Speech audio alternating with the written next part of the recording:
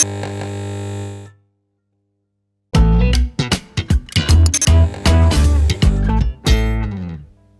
guys, welcome to another episode of E-Junkies, and today it's kind of a special episode because we're going to be talking about Scene 65, which is a local film competition.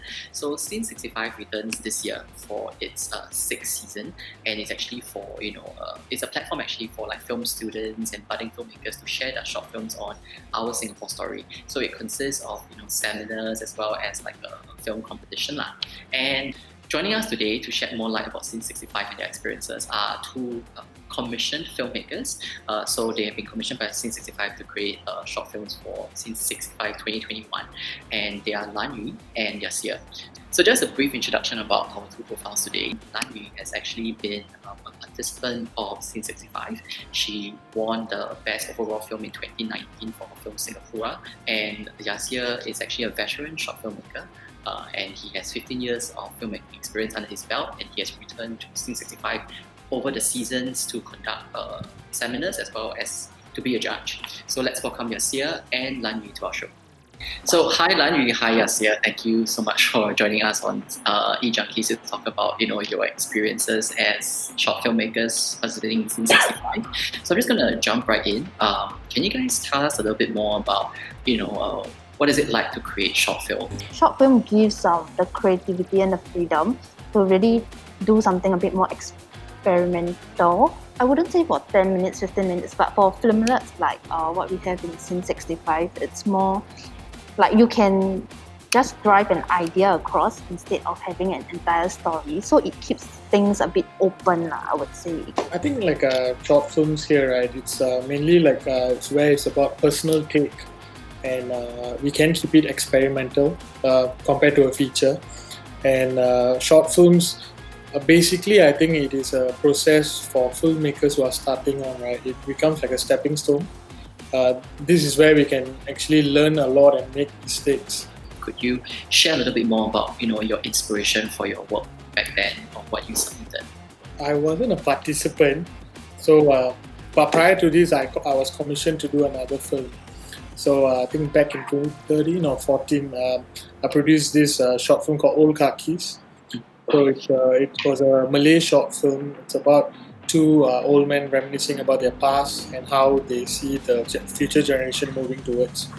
So I think in each of the works, like from Supergirl to Old Khakis, both the films, I always try to keep it very multiracial. For Singapura, actually came from an idea that a group of us had, and all along I wanted to do a documentary already because I'm a very capable person, right? So I always, when I take cab, then I'll go and talk to the uncles. I'll sit in the front seat before COVID lah. So we already had this idea of doing a documentary, but then we had to work our way around it. But I just thought that it's so intriguing how this cab, right, driving maybe 12 hours a day, it encapsulates so much of what the city is.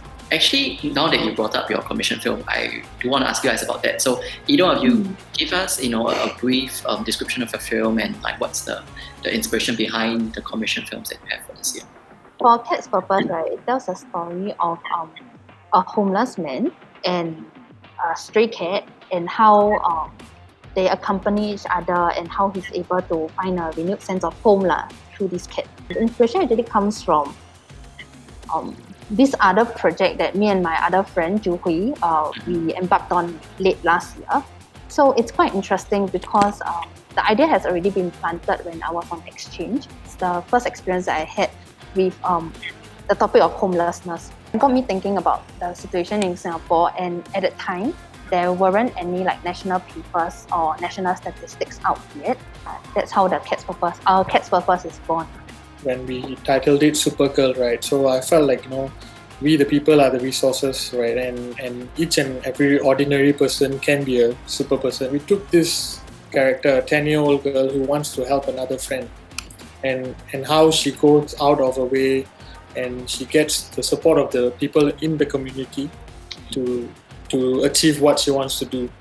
This particular film, compared to all the works I've done, I went to shoot it in a newer BTO because I've been living there for 5 years, And then initially I know I'm a big fan of like the older estates. Like whenever I go to Payo, Macpherson, you feel very nostalgic about it, right?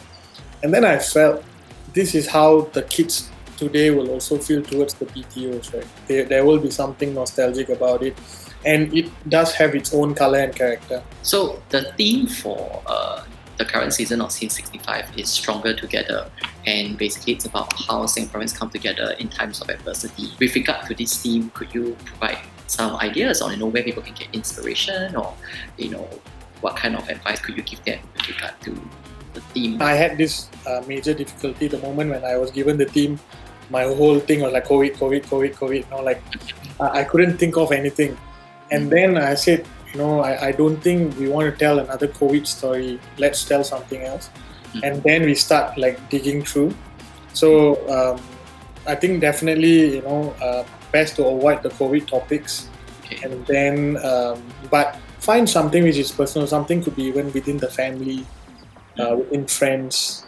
Yeah, I actually feel I think people are tired of the whole COVID narrative. Although it's still very important, yes. But it can be a COVID. It can be a story that is set in a COVID context. So people can be wearing masks. I think it would be. I was just having a conversation with like a few friends, and I think a COVID story need not equate to a story set in COVID context. So I think I saw something about it being a very strong or important visual piece, right? Documentation for Singapore history. From your perspective as short filmmakers, how do you think Scene 65 is important as a stepping stone for young short filmmakers or aspiring short filmmakers? I think for myself it's very personal because I have been through the first film that I did was Singapura, and I've been through it, and it reassured me like, there might be something to pursue out of it if you really tell a story that you believe in. I think like what I mentioned earlier, it is Scene 65, the platform is very important for aspiring filmmakers because like even I think when I started back then, right, such platforms give you that boost to work on something. And like so back then, that's how when I won my first festival and got recognized, and like now I see like Scene 65 going like strong, and then I think there's a lot of participants, and it gives them the pedestal to move around, grow. And final question for you guys: what keeps you going to creating short films, especially when it's a rather niche genre? When I did my first short film or like my first telemovie and all that stuff, right, there'll be breaking points where I think maybe I should go out of the industry. But I think the moment when you're sitting in your post watching your footages and everything, right, there's this feeling that you can go on. Whenever I'm there, you feel you are in your cockpit and you are the pilot, that mode, right? So I think that keeps us going.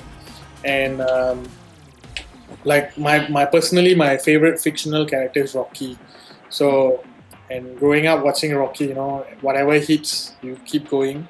So I think that has been also keeping me in that journey, like keep going. Whatever hits, we keep going, up or down, we will still keep fighting. For myself, it's not like I want to make short films, and I always want to make short films, and I always think about just making short films. I feel like film is a medium, and there are different mediums that can be explored. For example, photography, writing. When I experience something in real life that I feel like would be a interesting perspective that can be done in animation or video form, then I just think like, okay, let's try it. Although my producer, like this producer that I always work with, Diane, she will always tell me like, why you always write this kind of thing? I don't want to work with you anymore, but it's I think she probably has that thing in her that says like, okay, let's keep going, and I think it kind of inspires me to do it as well. For me, it's I've always questioned like at points, but when getting the opportunity to tell a story, be it be it short films or even branded content, that the moment when you are starting to brainstorm over something new, right, it just re-energizes you. So yeah, I think the breaking points will be always there. It's just that till we carry forward and go, we will just keep going. I think that's what I personally feel. Thank you, both of you, for joining us on E-Junkies and sharing your experiences and your own stories about being short filmmakers. And I hope you guys enjoyed yourself on this episode at the very least. And thank you, for giving us all the advice for aspiring short filmmakers. Scene 65 2021 is officially in full swing. You can check out their website as well as their social media pages for more information and to check out your submission deadlines and whatnot. That would be pretty important actually. And that's all for this week's episode of E-Junkies. I hope you guys enjoyed it. And if you want to see more similar content, please remember to subscribe and also give us a thumbs up. Bye!